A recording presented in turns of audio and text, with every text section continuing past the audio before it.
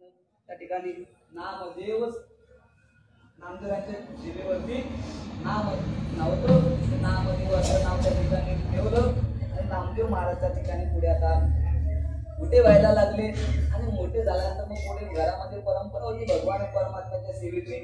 दामाशेट्टी महाराजांची काय सेवा होती, परमात्म्याला रोज नैवेद्य न्यायचा. मग काही काळ नामदेवराय सुद्धा तिथं घरीच होते, पण परमात्मा आणखी पाहिला नाही. एक दिवस दामाशेट्टीला कुठे बाहेर जाण्याचं काहीतरी काम निघालं. मग सांगितलं नामदेवाला, तूच आजच्या दिवस माझी सेवा कर, माझ्या वाट्याचं काम कर. मग नामदेवला म्हटलं की हरकत नाही. नामदेवांनी नैवेद्य घेतला, भगवान परमात्म्याकडे गेले आणि परमात्म्याकडे गेल्यानंतर नैवेद्य भगवान परमात्मा दाखवला. केशवा माधवा गोविंदा गोपाळा जीवितू कृपाळा पांडुरंगा. परमात्मा भोजन करा, पण देव मात्र काही भोजन करत नव्हते. नामदेवांना वाटलं की परमात्मा मला काही लाजत असेल, लाजत असेल, देवाचा स्वभाव जरा बाहेर जाऊन थांबतो. नामदेव महाराज बाहेर गेले, पण ताट तसंच तसं. नामदेवांना वाटलं देव खरं जेवत असेल, खरं ते सगळं काही संपवत असेल. पण तसं नामदेवांना वाटलं. मग पुन्हा नामदेव महाराज आतमध्ये आले, ताट तसं दिसलं. का हो देवा, का जेवत नाही? आता जर तुम्ही जेवले नाही तर माझं मस्तक या ठिकाणी पुढेल, तुम्ही काहीतरी जेवलं पाहिजे. पण भगवान परमात्मा मात्र जेवायला तयार नाही. का माझे वडील आता त्यांच्या आजचं तुम्ही रोज खात होते, पण माझ्या आजचं तुम्ही भोजन ग्रहण करत नाही. जोपर्यंत माझ्या आजचा नैवेद्य घेणार नाही तोपर्यंत मी इथून परत जाणार नाही. नामदेवाने डोका आपटायला सुरुवात केली आणि परमात्म्याने पाहिलं आता इथून रक्त व्हायला लागलं नामदेवरायांच्या डोक्यातून. परमात्मा विटेवरून खाली उतरले आणि नामदेवरायांचा प्रसाद ग्रहण केला. सर्व नैवेद्य नामदेवरायांचा भगवान परमात्म्याने ग्रहण केला. आणि मग तिथून नामदेवराय पुन्हा घरी आले. आईने विचारलं, अरे बाळा नैवेद्य कुठं आहे? सांगितलं देवाने खाल्ला. म्हणतात का रे, तुला काय घरी उन्ह होतं का? काय तुझं घरी उन्हे होती अन्न? नैवेद्य तिथं खाऊन टाकला. भला म्हणजे अभंग त्याला प्रमाण पाठ केलं. काय तुझं घरी उन्हे होते अन्न? नैवेद्य काय नाही सांगितलं. आई सगळा देवाने खाल्ला. तेवढा दामाशेट्टी महाराज आले, दोघांची चर्चा ऐकली. काव काय झालं? सांगितलं की पहा, तुमचं पोरग नैवेद्य घेऊन गेला, पण याने तिकडे संपून टाकला. नामदेव महाराज म्हटले नाही, मी खाल्ला नाही, देवानेच खाल्ला. दामाशेट्टी महाराज म्हटले मी रोज नैवेद्य देव कुठे खातो का, फक्त दाखवावा लागतो. पण नामदेव महाराज म्हटले हो खरं देवाने खाल्ला. मग म्हटलं आजचे दिवस जाऊ द्या, आता उद्या आपण घरी परिस्थिती पाहू. आणि मग नामदेवरायाला पुढे घातलं आणि दामाशेट्टी मागून गेले. आतमध्ये गेले, परमात्मा उभे होते. नामदेवरायांनी पुन्हा प्रार्थना केली, अच्युता वामना दशरथा नंदना जीवितुबा कृष्णा पांडुरंगा परमात्मा जेव्हा. आणि मग भगवान परमात्मा पुन्हा विटेवरून खाली उतरले आणि नामदेवरायांचा प्रसाद घ्यायला लागले. तेवढ्या दामाशेट्टी मागून पाहत होते आणि विचार केला की आपण रोज नैवेद्य आणत होतो, पण आपल्या हातचा नैवेद्य भगवान परमात्म्याने ग्रहण केला नाही. पण आज माझ्या मुलाच्या हातून भगवान परमात्म्याने नैवेद्य ग्रहण केला. नामदेवराय हातचा नैवेद्य भगवान परमात्म्याने खाल्ला. हे दृश्य पाहून दामाशेट्टीच्या मुखातून उद्गार निघाले.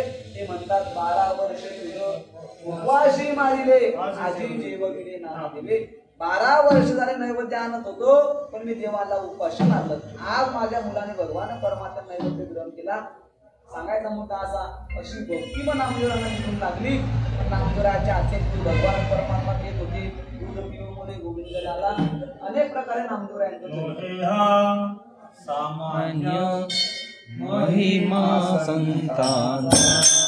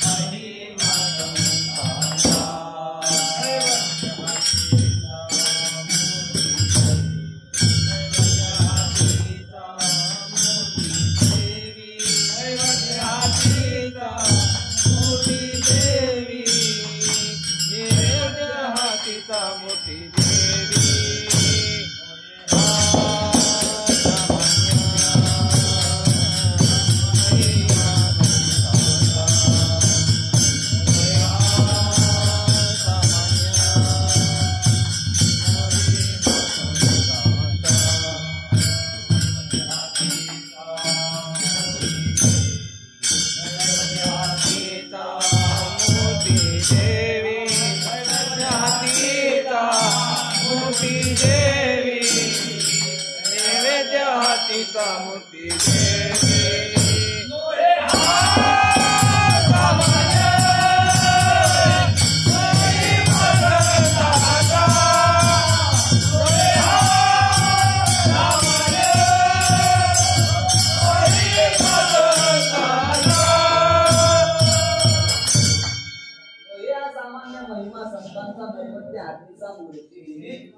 सामान्य महिमा नाही आपण देवाला दाखवतो पण देव आपल्या नैवेद्याकडे पाहत सुद्धा नसेल. पण संत महात्म्यांचा नैवेद्य भगवान परमात्म्याने ग्रहण केला आणि मग नामदेवरायांना परमात्म्याची आवड निर्माण झाली. मग दूध सुद्धा प्यायला लागले. नामदेवरायांची आणि भगवान परमात्म्याची चांगली मैत्री जमली. मग नामदेवराय परमात्म्याच्या देवळात रोज जायचे. नेहमी परमात्म्यासोबत. आता घराकडे मात्र दुर्लक्ष झाले. नामदेवराय नेहमी परमात्म्यासोबत राहत होते. मग कोणाबाईने विचार केला की आपलं पोरगं उठलं का चाललं मंदिरात, उठलं का चाललं मंदिरात, काहीतरी व्यवसाय याने केला पाहिजे, काहीतरी कामधंदा केला पाहिजे. आता संसार पुढे कोण करणार आहे. मग त्या ठिकाणी गोनाबाईने नामदेवरायांना बोलवलं आणि सांगितलं बाळा आता मंदिरात जाणं जरा बंद कर, आता काहीतरी आपण व्यवसाय केला पाहिजे. काय केला पाहिजे सांगितलं. जाई बाजाराशी गोनाई नाण्याशी शिकवी कसे सांगितलं बाळा आता कापड घ्यायचे आणि पुढे जायचं बाजारात जा. नामदेवराय काय ऐकत नव्हते. गोनाबाई म्हणतात लोकांचे हे पुत्र संसार करती आमची फजिती केली ना. अरे लोकांच्या पुढे चांगला संसार करता काय आमची फजिती करतो, जा काहीतरी कामाला लाग. आता नामदेवरांना परमात्म्याचा संघ होता. मग गोनाबाईने सांगितलं नामदेवा अरे विठोबाच्या काय नांदी लागला. नाण्या विठोबाचा संघ नव्हे बरा महिंदा खरा गळा तू काय त्याच्या संगतीमध्ये लागतो. अरे आपला कामधंदा काहीतरी कर, काय तिथे राहतो. आणि मग गोनाबाईंनी नामदेवराची हनवटी धरली. कधी कधी आईला जर राग आला तर मुलाची हनवटी धरते आई कधी कधी. सांगितलं जा काहीतरी कामधंदे कर. बरं बरं आईने सांगितलं काय केलं पाहिजे. मग कापड घेऊन जायला सांगितलं. नामदेवरांनी कापड घेतले आणि चालले विकायला. कापड घेऊन निघाले. उन्हाळ्याचे दिवस होते. आजूबाजूला असे दगड उन्हात तापत होते. नामदेवरांनी विचार केला हे दगड उन्हामध्ये तापताय, आपण यांच्यावर काहीतरी सावली केली पाहिजे. जे कापड विकायला न्यायचे ते त्या दगडावर टाकून दिले. त्यांना सावली केली. घरी तसेच परत आले. का रे आला का धंदा करून कापड विकले का म्हणे विकले. कोणाला विकले. मग म्हटले दगडोबा होते, धोंडोबा होते, त्यांना ते विकले. त्यांना दिले पैसे. म्हटलं पैसे आणतात का याचे. अरे पैसे आणावे लागतात. कुठे आहे. म्हटले मी आणतो त्यांच्याकडून पैसे. नामदेवराय पुन्हा निघाले आणि त्या दगडांवर येऊन उभे राहिले. अहो दगडोबा धोंडोबा पैसे द्या. आता दगड काय बोलणार आहे. ते काहीच बोलत नव्हते. बोलत नाही. मग नामदेवरांनी दगड उचलले आणि दोन्ही दगड उचलले आणि घरामध्ये आणले आणि कोंडून ठेवले. घरामध्ये दगड कोंडले. नामदेव महाराज घरी नाही, ते स्नानाला भीमातीरावर गेले होते. आणि असे अभंग आहे नामदेवरांच्या चरित्रामध्ये. दार लावून घेतलं आणि नामदेवराय मंदिरामध्ये पळाले. परमात्म्याला सगळा वृत्तांत सांगितला. आता काय होईल. परमात्म्याला सांगितलं तू जे नामचिंतन करतोय, माझी भक्ती करतोय, भक्तीच तुला याच्यामधून टाळणार आहे. आणि मग नामदेव महाराज घरी आले. गोनाबाईंनी पहिला दरवाजा लावला होता. दरवाजा उघडला. दामाशेट्टी महाराज आतमध्ये गेले. तेवढ्यात नामदेव महाराज आले. अरे आणले का पैसे. म्हटले पैसे नाही, ज्यांना कापड विकला होता त्यांनाच आणलं. घरामध्ये कुठे. म्हटले आतमध्ये आहे. मग दामाशेट्टी आतमध्ये गेले. दार उघडलं. जवळ गेले तर दगड आणले होते. पण नामदेवरायांचा स्पर्श झाला तर दगड राहिले नाही, दगड सोन्याचे झाले. आणि मग नामदेवरायांना वाटलं आपण विनाकारण पोराला छेडलो, ही तर चांगली गोष्ट आहे, माझ्या सोन्याचं काय केलं पाहिजे. म्हटले संसारामध्ये लावू. पण नामदेवरायांना वाटलं याचा काही संसारामध्ये उपयोग करायचा. पुन्हा दगड घेतले नामदेवरायांनी आणि जिथे होते तिथेच पुन्हा ठेवून दिले. सगळीकडे वार्ता पसरली की नामदेवाचा हात लागला का दगड सोन्याचे होतात. मग आता नामदेव महाराजांना सांगितलं दामाशेट्टीने आता तू काही कापड विकायचं काम करू नको, माझ्यासोबत बाजारात चाल, फक्त इथं बसल्या बसल्या कापड विकायचं काम कर. एक मनुष्याला ज्याला माहिती होतं की नामदेवाचा हात लागला का दगडाचं काय होतं, सोनं होतं. मग तिथं कापड विकायचं काम होतं. एकाने दगड आणला नामदेवराच्या हातात दिला. म्हटले माझी मौल्यवान वस्तू आहे, याचा चांगला सांभाळ कर. हा दगड घ्या आणि पैसे येईपर्यंत हा दगड तुमच्याकडे ठेवा, त्याच्या मोबदल्यामध्ये एक कापड द्या. मग नामदेवरांनी दगड घेतला. आता मौल्यवान वस्तू सांगितली. नामदेवरांचा खरंच मौल्यवान वस्तू असेल. कापड त्याला दिला. तो कापड घेऊन गेला. नामदेवरांनी दगड घरी आणला तर तो दगड सोन्याचा झाला. सगळ्या गावात चर्चा पसरली, दगड सोन्याचा झाला, दगड सोन्याचा झाला. ज्या मनुष्याचा दगड होता तो नामदेवरायांकडे गेला. ओ नामदेव महाराज पैसे घ्या आणि माझा दगड मला परत करा. आता आता दगड सोन्याचा होता. याने पैसे दिले नामदेवरायांना, नामदेवरायांनी पैसे घेतले, सोन्याचा दगड घेतला, त्या माणसाच्या हातावर दिला, त्याच्या हातावर दिला, सोन्याचा दगड पुन्हा दगडच झाला. त्याने दगड घेतला, तो निघून गेला. सांगायचा मुद्दा असा आहे की संत महात्म्यांचा कुठलाही व्यवहार असला का तो भगवान परमात्मा कोणत्या ना कोणत्या रूपाने पूर्ण करतो. असं नामदेवरायांच्या जीवनामध्ये सुद्धा भगवान परमात्म्याने पुढे संसार चालवायची सुरुवात केली. मला काय केलं पाहिजे, दामाशेट्टी परमात्म्याकडे गेले, सांगितलं देवा अरे माझा पोरगा आता मला संसार करतो, आता याचं काय झालं पाहिजे, लग्न झालं पाहिजे.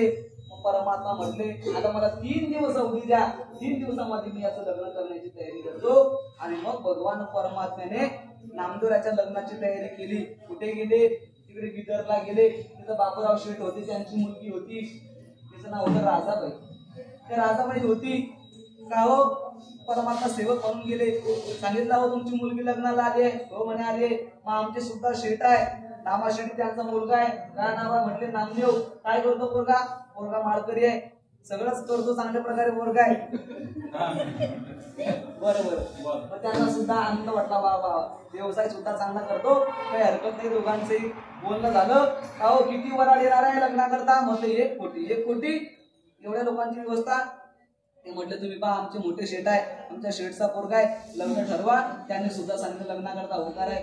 तेवढ्यात भगवान परमात्मा घरी आले. दामा शेट्टींना सांगितलं लग्नाची सगळी तयारी करा, आपल्याला लग्नात जायचंय, किती वराड न्यायचं. परमात्मा म्हटले 1 कोटी. दामा शेट्टी म्हटले आपल्याकडे काय 50 वारकरी, आता एवढे 1 कोटी कुठून करणार आहे. पण तिथं आदिशक्ती मुक्ताबाई आहे, भगवान परमात्मा तिथं काय कमी आहे. म्हटले काय हरकत नाही. मग सगळी लग्नाची तयारी झाली. आता एवढ्या 3 दिवसात तिथं कोण जाणार आहे. जसं मार्तिराने लंका उचलून गेली होती, द्रोणाने परत उचलला, तसं भगवान परमात्म्याने काही नाही, सर्व ते वराड मंडळ उचललं आणि ते बिदरच्या जवळ घेऊन गेले.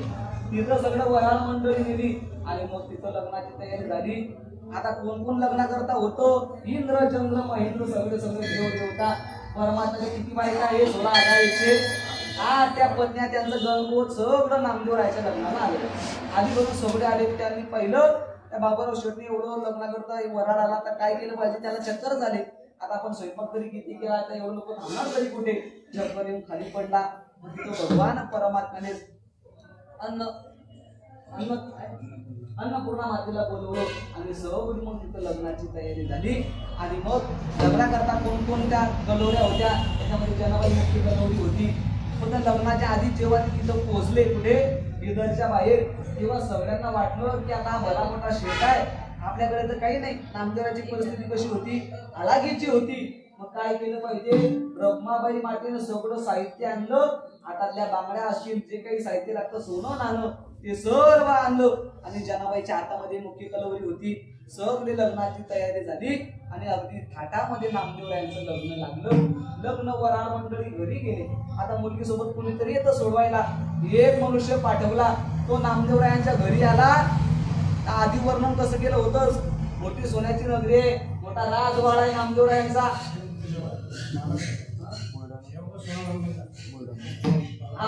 हा परमात्मा सांगण्याकरता गेले, तिथं काय कमी आहे, सगळं परमात्म्याने सांगितलं होतं. पण जो मनुष्य आला मुलगीला सोडायला, त्याने पाहिलं तर नामदेवरायांच्या घरी काहीच नाही. अगदी फाटतं घर, दिवा लावायची सुद्धा व्यवस्था नाही. त्याने पाहिलं, राहू वर्णन तर चांगलं केलं होतं, पण आता इथं तर काही व्यवस्था नाही. आमच्या मुलीला फसवलं, आम्हाला फसवलं यांनी. तो पुन्हा शेठकडे गेला, बाबूराव शेठ अहो आपल्याला फसवलं, त्यांच्या घरी कुठलीच व्यवस्था नाही. मग त्यांनी लगेच त्या राजाला बोलवलं, अहो चला आम्हाला फसवलं, त्यांच्या घरी जायचं आहे. आणि मग तिथला जो राजा होता बाबूराव शेठ सर्व निघाले. परमात्म्याला बातमी कळाली, आता जर हे आले आणि माझ्या नामदेवाचं जर घरदार पाहिलं तर सगळं हे मोडू शकते. मग परमात्म्याने पुन्हा काय केले, जशी सुदामदेवाला सोन्याची नगरी दिली, तशी भगवान परमात्म्याने पुन्हा नामदेवाचा सोन्याचा वाडा तयार केला. आणि तो राजा बाबूराव शेठ जेव्हा आले तेव्हा पुन्हा त्यांना ते सोन्याची नगरी दिसली.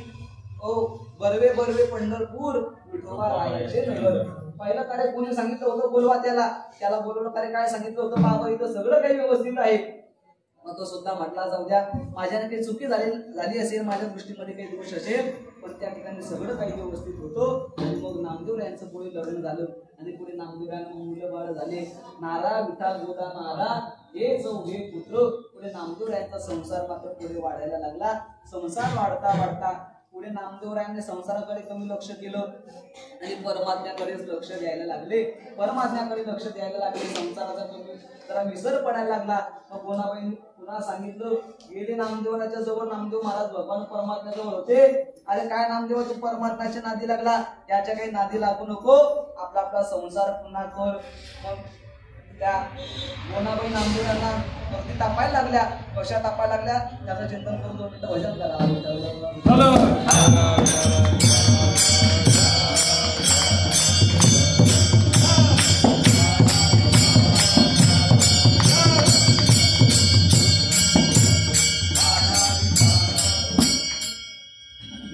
त्या ठिकाणी कोणाबाई परमात्म्याला म्हणतात, काय देवा तू आतापर्यंत कोणाचं बरं केलं, तू आतापर्यंत कोणाचं बरं केलं नाही. ते नारद महर्षी होते, त्यांना तुला बळी लावायला लागली. त्याचे अनेक मोठे प्रमाण आहे.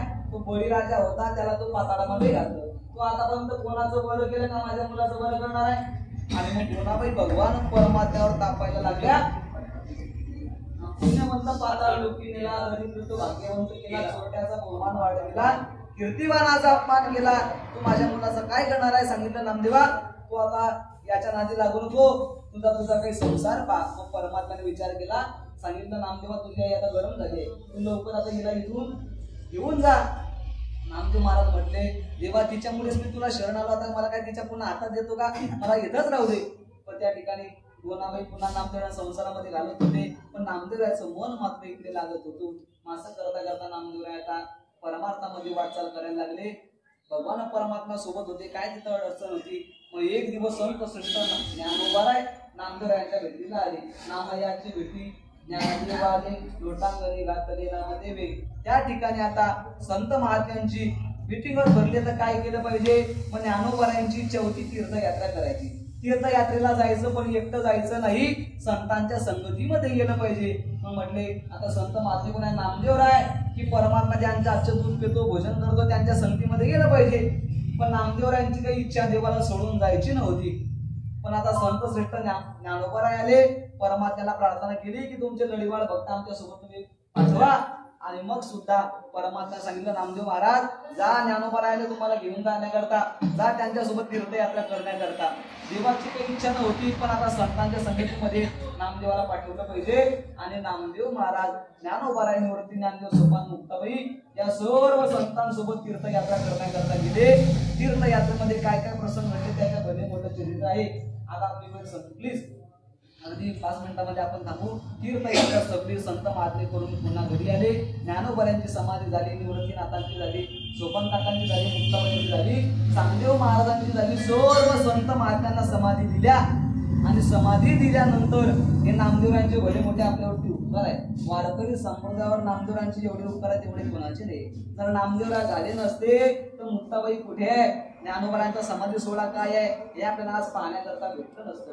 हे नामदेवरायांचे भले मोठे उपकार आहे की त्यांनी सगळं आपल्याकरता लिहून ठेवलं. कोणती समाधी कुठे केली पाहिजे, प्रत्येक संतांची समाधी नामदेवरायांनीच केली. मग शेवटी नामदेवरायांची समाधी होती. मग कधी समाधी घेतली पाहिजे, व आषाढी वारीच्या दिवशी संत श्रेष्ठ नामदेव महाराज भगवान परमात्म्याकडे गेले. आपण आषाढी करून आलो ना, त्या आषाढी वारीलाच नामदेव महाराज गेले आणि परमात्म्याला प्रार्थना केली. आषाढ शुद्ध एकादशी नामाविनवी विठ्ठलासी आज्ञा द्यावी हो मदसी, समाधी विश्रांती लागी आम्हाला आज्ञा द्या. परमात्मा म्हटले, नामदेव आज आषाढी वारी आहे, आज माझा उत्सव आहे. आता माझ्या उत्सवामध्ये कसा तुझा उत्सव करायचा. म्हटलं आपण तुझा उत्सव नंतर करू. नामदेवांनी विनंती केली, आज्ञा द्यावी मदसी, समाधी विश्रांती लागी का. मग नामदेव महाराज म्हटले, महाराज आयुष्य कडसासी आले, अभंगत्वा शिवदेशन गेले, ज्ञानेश्वर संगती घडले, तीर्था मिसे जगदोद्धार. ज्ञानोबारायांच्या संगतीमध्ये तीर्थयात्रा झाली, जगाचा उद्धार झाला. आणि आयुष्य सुद्धा आता संपत आला. आता काय केलं पाहिजे. तू एवढे तुझे अनेक नाव आहे, त्या अनेक नावामध्ये तुझं विठ्ठल नाम आहे, ते विठ्ठल नाम मी सगळ्या त्रिभुवनामध्ये काय केलं, होच केलं. इतर नाम जर कोणाला माहिती नसतील, पण विठ्ठल नाम मात्र सगळीकडे मी त्याचा प्रचार प्रसार केला. आयुष्य कडसासी आले, अभंगत्वा सिद्धेश नेले, ज्ञानेश्वर संगती घडले, तीर्थांविषयी जगदोद्धार. जन्म आली याचे कृत्य जन लागले सुपंत, विठ्ठल मंत त्रिभुवनात, जग जाणत महिमा सर्व सिद्धी मनोरथ तुझेनी कृपा पावर समस्त म्हणे परिसा भागवत नामा नाम जपत असे परमात्म्याला प्रार्थना केली की देवा आता मला समाधी करता द्या. पण परमात्म्याने सांगितलं नामदेवा घाई करू नको. कुठे समाधी द्यायची? नामदेवराय म्हटले मी जागा पाहिजे. महाद्वारी सुख अश्रया सुखाचे लागती संतांचे चरण रोज म्हणून या स्थळ पाहिले निवांत झाले चित्त तेथे समाधान सकळ वैष्णवा सहित ओढवण करा तू येऊ जाताना मध्ये लागेल. पण परमात्म्याने सांगितलं नामा देव म्हणे नाम्या राये पक्ष भरी पुरतील अंतरी पुढे पक्षभर थांब तुझे सगळे मी लाड पूर्ण करेल. आता कधी कधी आपण जर कोणाचं काही काम केलं आणि त्यांनी एखाद्या कामाला जर आपल्याला नाही म्हटलं तर माणसाला काय येतो?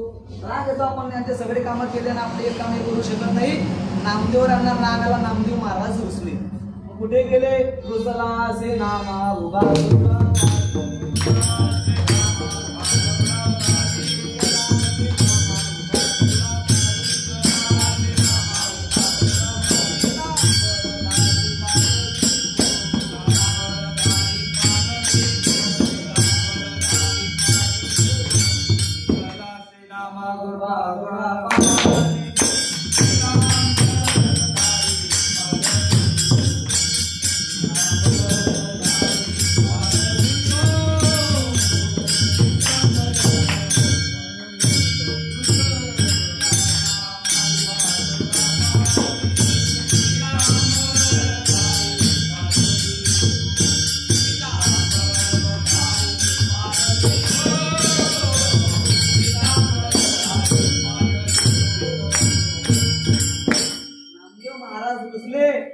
नामदेव महाराज लगेच निघाले. रुसला असे नामा उभा गरुडा पारी पितांबर धारी पालवी. तो नामदेव महाराज रुसले.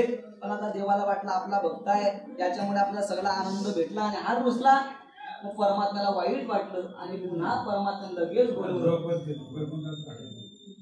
पितांबर धारी पालवितो परमात्म्याला बोलवलं. रुसलाचे नामा उभा गरुडा पारी पितांबर धारी पालवितो.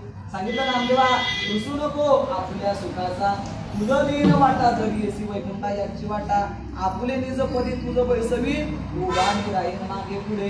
नुसतं एवढंच नाही व्यासंब ऋषी ध्रुव रुक्मांकद या उनी बनले करीन तूच यांच्यापेक्षा मी तुला मोठं करेन.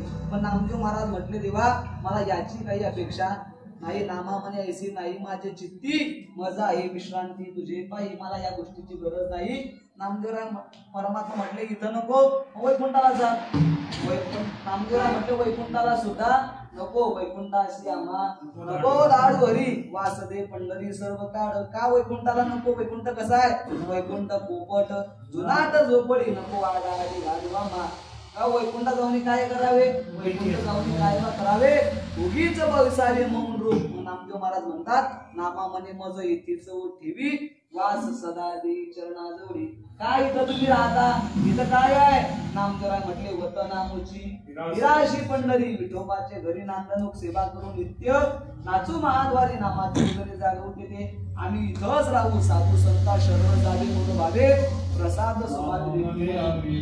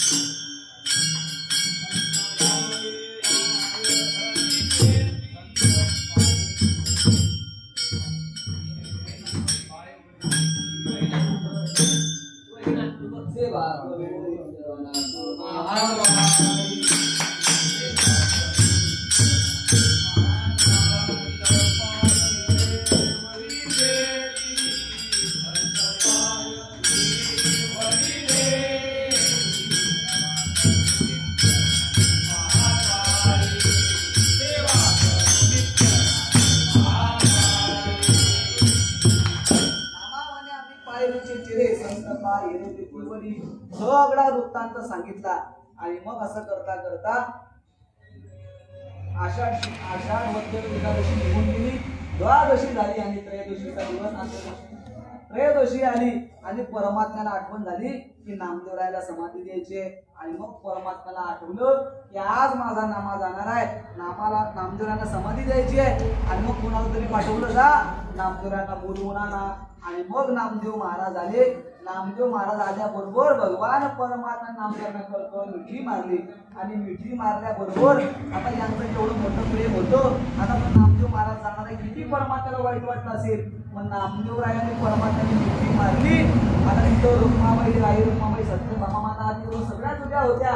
परमात्म्याला दोघांनी मिठी मारली आणि भगवान परमात्मा रडायला लागले. का रडायला लागले? एवढं भलं मोठं त्यांचं प्रेम होतं. सगळ्या पत्न्या तिथं उभ्या होत्या. मग त्यांनी प्रश्न केला, देवा अहो ज्ञानोबा गेले तेव्हा तुम्ही रडत होते. नामदेव महाराज तेव्हा तुम्ही सुद्धा रडता. ज्ञानोबाने समाधी घेतली तेव्हा सुद्धा देव रडले. त्या पत्न्यांनी प्रश्न केला देवाला, देवा तुम्ही एवढा खेद करता, ज्ञानासारखा का समाधी पैसविता? तुम्हाला जर एवढं वाटते तर राहू द्या त्यांना. नामदेव रायांच्या वेळेस तुम्ही रडताय आणि ज्ञानोबरायांच्या वेळेस सुद्धा रडले. का रडता देवा? परमात्म्याने सांगितलं की ज्ञानोबराय माझा आरसा आहे आणि नामदेवराय माझा सुद्धा आरसा आहे. पण कोणता आरसा आहे? ज्ञानोबराय ज्ञानाचा आरसा आहे, योगाचा आरसा आहे. मला जेव्हा वाटतं ज्ञान तेव्हा मी ते ज्ञानोबरायांना पाहतो. पण जेव्हा मला वाटतं की मला आता प्रेम सुख घ्यायचा, प्रेम भक्तीचा रस घ्यायचा आहे, तेव्हा मी नामदेवरायांना पुढे उभा करतो आणि त्याच्यामध्ये मी पाहतो. पण आता माझा प्रेमाचा आरसा सुद्धा जाणार आहे. मग काय केलं पाहिजे? परमात्मा वर्णन करतात, जने मोकलिले मज लागी. म्हणून परमात्मा सुद्धा त्या ठिकाणी रडायला लागले. सगळ्याच पत्न्या उभ्या होत्या. राई रुक्माबाई, सत्यभामा प्रवृत्ती सर्व त्या ठिकाणी रडायला लागल्या. सर्वांनी नामदेवरायांना मिठी मारली आणि नामदेव महाराज पुन्हा बाहेर आले. मंदिरातून बाहेर आले, पायरीजवळ आले. सगळे जन समुदाय त्या ठिकाणी वैष्णवांचे भार वैष्णवांचा ताट पताकांचे भार सगळे लोक त्या ठिकाणी आले होते. पताका घेऊन नामदेवरायांना समाधी देणार आहे. सर्व समाज जमला होता आणि त्या समाजाकडे नामदेवरायांनी पाहिलं आणि त्या समाजाला सांगितलं, ते आहे तोवरी करारे साधन. तुम्ही जोपर्यंत ते आहे तोपर्यंत परमात्म्याचं साधन करा. तुम्ही ज्या संसाराची चिंता करताय त्या संसारामध्ये आपलं कोणीच नाही. अंतकाळी परदेशी ऐशी जाणवली मानसी म्हणून ऋषी केशी शरणमी तुझा आलो. सगळा अभंग आपण पाहून घ्या. सर्व लोकांना उपदेश केला आणि सांगितलं आता आम्ही समाधीला जातोय. आणि मग नामदेवरायांनी त्या ठिकाणी समाधी घेण्याचं ठरवलं. समाधीला जात होते नामदेवराय एकटेच होते. मग दामा शेट्टी महाराज, त्या राजाबाई, गोनाबाई आणि त्यांचे नारा, विठा, गोदा, माधा हे चारही पुत्र, जनाबाई महाराज, आऊबाई ती लडकी, निंबाई ती बहिणी आणि मग ते तिघही सुना आल्या. एकटी सून मात्र तिथं नव्हती. कोणती? लाडाई होती. ती मात्र बाळातपणाला तिच्या माहेरी गेली होती. मग सर्व आले आणि सांगितलं, अहो नामदेव महाराज का तुम्ही समाधी घेता? आमच्या आधी तुम्ही कशी काय तुम्ही एकट्या नामदेवाला समाधी देत नाही. आधीच विश्वकर्माला सांगितलं होतं आणि सगळ्यांचे समाधी स्थान तयार केले होते. म्हणजे तुम्हाला सर्वांना या ठिकाणी समाधी देईल. आणि मग मुख्य आसनावरती नामदेवरायांना बसवलं. इकडे दामाशेट्टी महाराज बसले, गोनाबाई बसल्या, चारही पुत्र बसले. त्या 3 सुना, 1 बहीण, 1 लेक आणि संत श्रेष्ठ जनाबाई महाराज असे 14 जण त्या ठिकाणी समाधी करता बसले. एक मात्र जी सून होती ती तिकडे माहेरी बाळातपणा करता गेली होती. सगळे आसनावरती बसले आणि आसनावर बसल्यानंतर भगवान परमात्मा बाहेर उभे आहे. बाहेर उभे असताना जन समुदाय नामदेवरायांकडे पाहतोय आणि नामदेवरायांनी भगवान परमात्म्याला प्रार्थना केली. काय प्रार्थना केली? पंढरीच्या राया प्रभू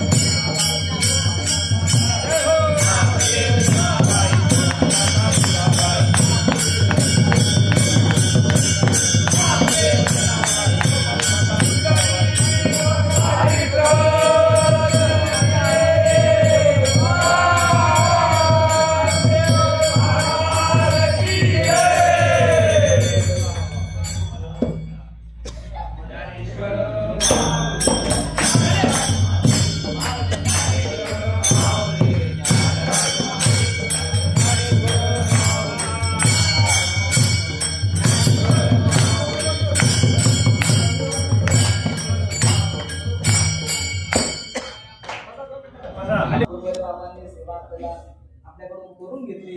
या ठिकाणी झालेली सेवा संत श्रेष्ठ आदिशक्ती मुक्ताबाईंच्या चरणी, संत श्रेष्ठ चोखोबारायांच्या चरणी, संत श्री गुरु बाबांच्या चरणी तो असा नामदेवरायांचा समाधी सोहळा आदिशक्ती मुक्ताबाईंच्या सोबत आपल्याला मुक्ताबाईंसाठी प्रार्थना करू आणि सेवेला पूर्ण करा.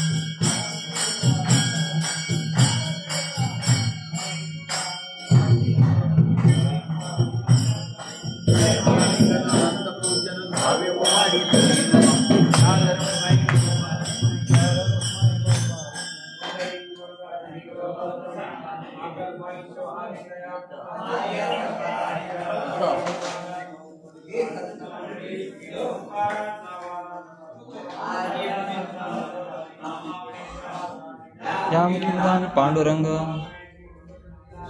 कृपा हे पांडुरंग